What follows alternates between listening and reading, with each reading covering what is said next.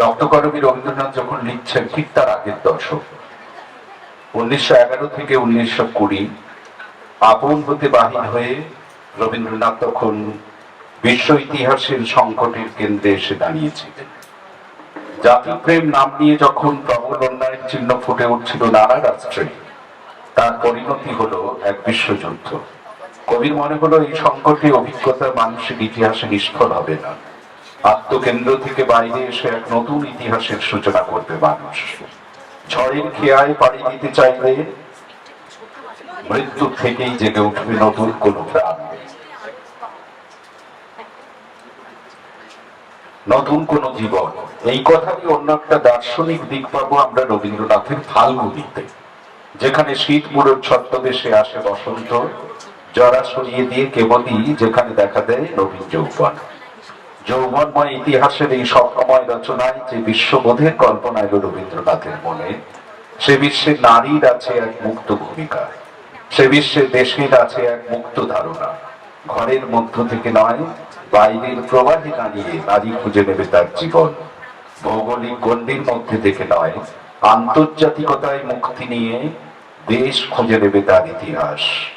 ঘরে বাইরে উপন্যাসে এইভাবে একাকার হয়ে যায় নারী এবং দেশ। কিন্তু দেশও কি বিমলার মতো শেষ পর্যন্ত উদ্ভ্রান্ত হয়ে যাবে? চিরশ্রীর অনন্য শৈলীর গদ্যে আমরা শুনে নেব বিমলার আখ্যান, শ্রীমতী চিরশ্রী দাশগুপ্ত। প্রথমেই বলি, সুস্মিতাদির কাছে ক্ষমা চেয়ে নিচ্ছি, আমার জন্য টাইম বরাদ্দ ছিল 5 মিনিট।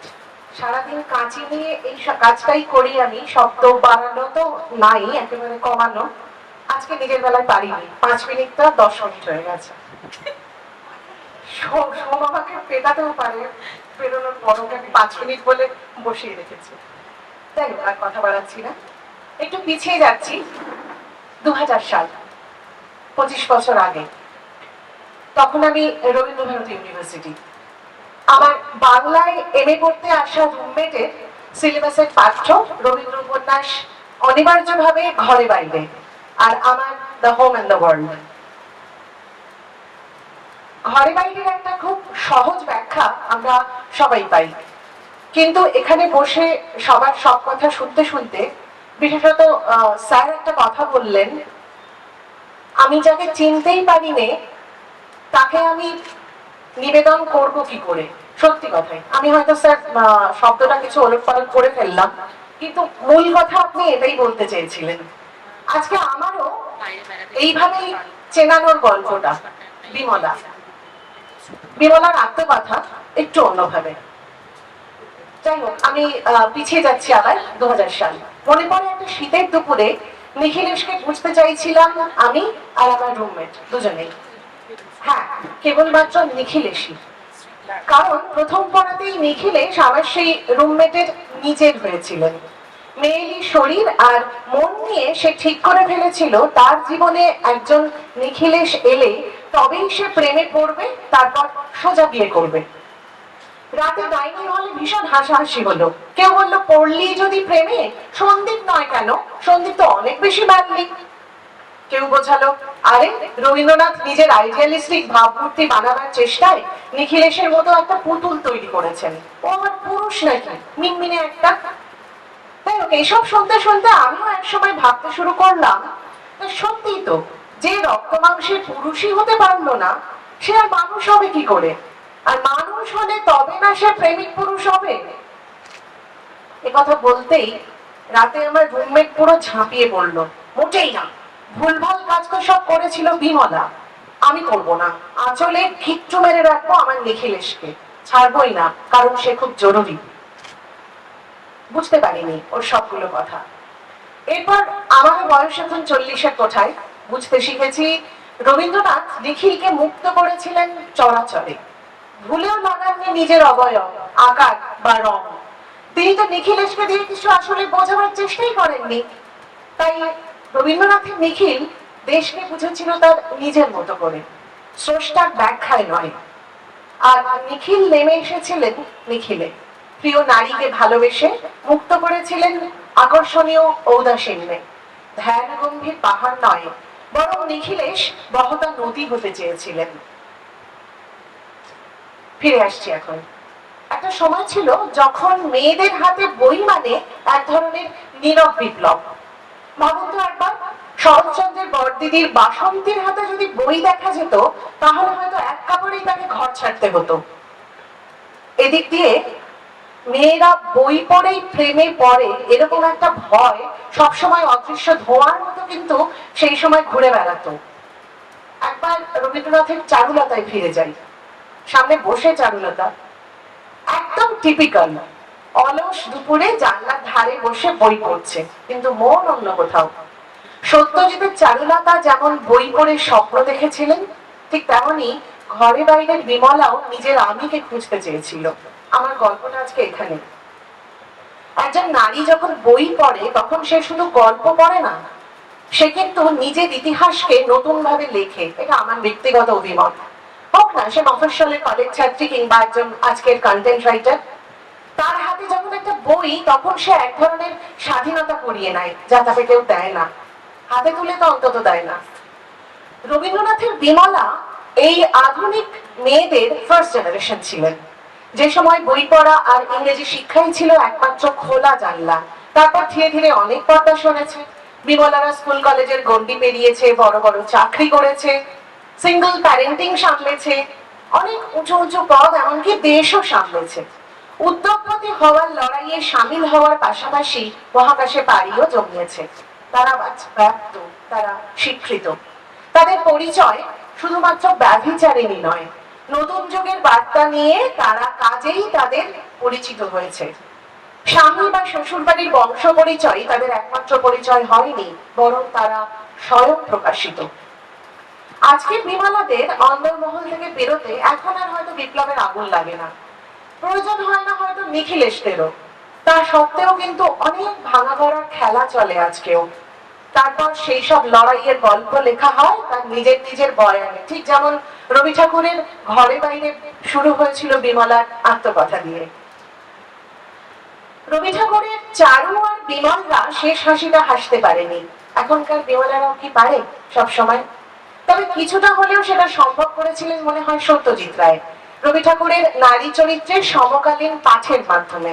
এটাই মনে হয় অন্দরমহল থেকে বাইরে বেরোনোর একমাত্র অলিন্দ ছিল, কারণ মাঝের দরজাটা বাতিল হয়েছিল তার বহু আগে। বাইরে বেরোতে এখন আর লাগে না আমাদের ঢাকাই শাড়ি, বদলে বরং সালোয়ার কুর্তা আর কাঁধে একটা ব্যাগ ঝুলিয়ে স্বচ্ছন্দে চলে যাওয়া যায়। তারই বোধ হয় এখন বিমলারা ঘরে আর বাইরে দুদিকেই সামলায়। আসি নিখিলেশ আর বিমলার গল্পে। তাদের দাম্পত্যে পূজার নিবেদন ছিল অনেক বেশি। দুজনেই দুজনের প্রেমের অর্ঘ্য সাজিয়েছিল। দাম্পত্য প্রেমে নিখিলেশের মধ্যে সম্পূর্ণ নিবেদন ছিল, এটা আমরা খুব ভালো বুঝি। কিন্তু বিমলার প্রকৃতি যেখানে মেলেনি, স্বাভাবিকভাবে সেই জায়গায় নিখিলেশ কিন্তু একা হয়েছে। অন্যদিকে মায়ের সতীত্বের যশ বিমলাকে পরোক্ষে নিয়ন্ত্রণ করেছে সারাটা জীবন। তাই সে কল্পনার রাজপুত্র তার বাস্তবে না মিললেও রাজবাড়ির বধূ হিসেবে কিন্তু সে তার মর্যাদার অধিকার বুঝে নিতে একটু দেরি করেনি। এত সবের মাঝে তার বাড়তি পাওনা ছিল তার স্বামীর অখণ্ড প্রেম। বস্তুত নিখিলের উদার প্রেমের আলোতেই বিমলার ব্যক্তিত্বের বিকাশ বলে আমরা জানি। মিস গিলবির কাছে পড়াশোনা, আধুনিক জামা কাপড়, পোশাক আশাক আর তার মত প্রকাশের স্বাধীনতা, যা তাকে চিরাচরিত অন্তঃপুর বা রান্নাঘরে আটকে রাখতে পারেনি। কিন্তু বিমলা ছিল, আমরা ভুলে গেলে চলবে না, সেই প্রজাতির মেয়ে যাকে জোর করে কিছু দেখালে তবেই সে দেখত। স্বদেশীর উন্মাদনা গ্রাস করেছিল বিমলাকে। তুলনায় নিখিলেশের কাজ অনেক নীরব, অথচ নিখিলেশের সেই নিস্তরঙ্গ ভরা জলে ডুব দেওয়ার মতো গভীরতা বিমলার কোনোদিনই ছিল না। সঙ্গীর অভাবে বিমলা যখন ভীষণ নিজের অবচেতনেই অস্থির, সেই সময় স্বদেশী আন্দোলনকে আশ্রয় করেই সন্দীপের প্রবেশ বিমলার অন্দরমহলে, বলাই বাহুল্য ঘরে। এই কথা তো উড়িয়ে দেওয়া যায় না যে প্রকৃতিগতভাবেই বিমলা আর নিখিলেশ আলাদা ছিলেন। কেবল দাম্পত্য আর সতীত্ব এইটার তকমা দিয়ে একই ছাদের নিচে তাদের অবস্থান। কিন্তু সত্যি কি তাই? বিমলার এই আত্মজাগরণে কি নিখিলেশের কোনো ভূমিকা ছিল না? ছিল তো। নিখিলেশ বিমলাকে দেবীর আসন দিয়েছিলেন, কিন্তু পূজারী ছিল সে একাই।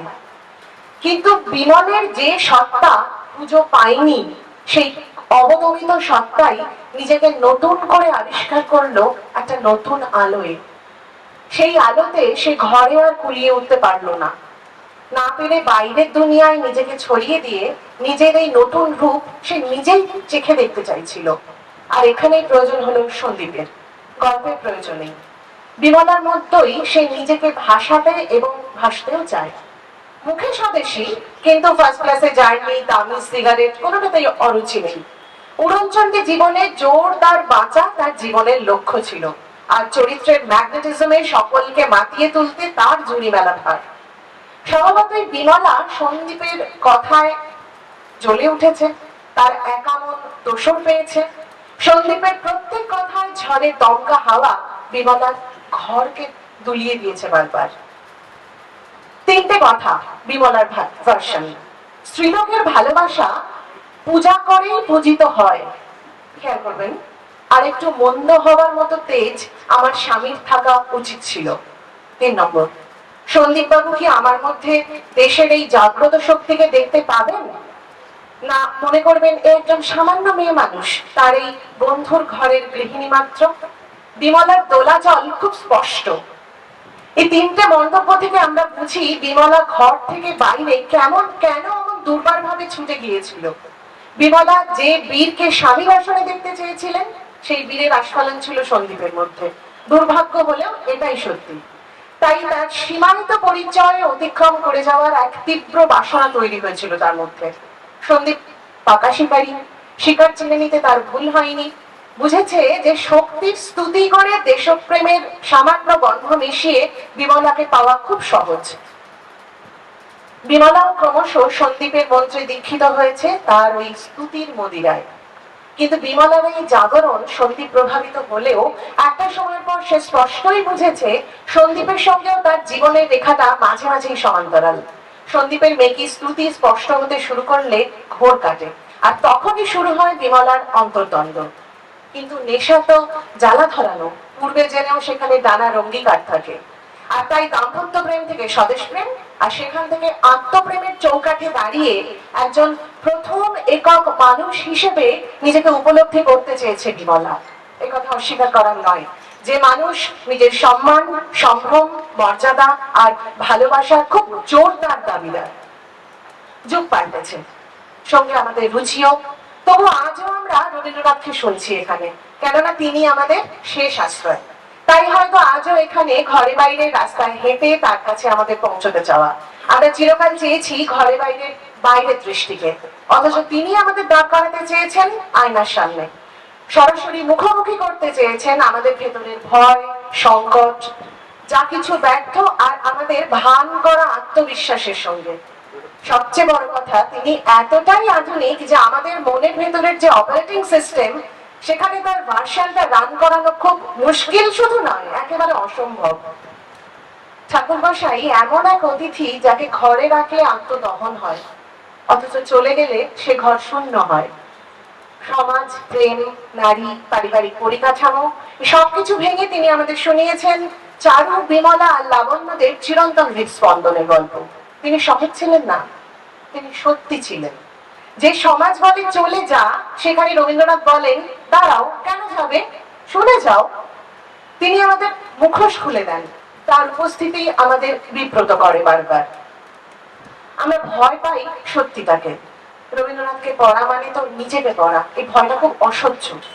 তিনি আমাদের আত্মবিশ্লেষণে বারবার বাধ্য করেন, আমাদের অন্তরের দম্ভ ভাঙেন, আমাদের কমফোর্ট জোনে থাকতে দেন না। সন্দীপ নিখিলেশদের সঙ্গে আমাদের মুখোশ খুলে দেন যে আমরা কতটা অন্তঃশ্বাস শূন্য। আর বিমলাদের প্রশ্ন করেন, তুমি কার মতো বাঁচছো, নিজের জীবনটা কবে বাঁচবে? ধন্যবাদ। আজকের এই সন্ধ্যায় চিরশ্রী করতে রবীন্দ্রনাথ আমাদের সামনে আয়না হয়ে দাঁড়ালেন, আমাদের প্রণামের শেষ নিবেদন। আয়ুষী চক্রবর্তী, শ্রীমতী আয়ুষী চক্রবর্তীর কণ্ঠে রবীন্দ্রনাথের গান।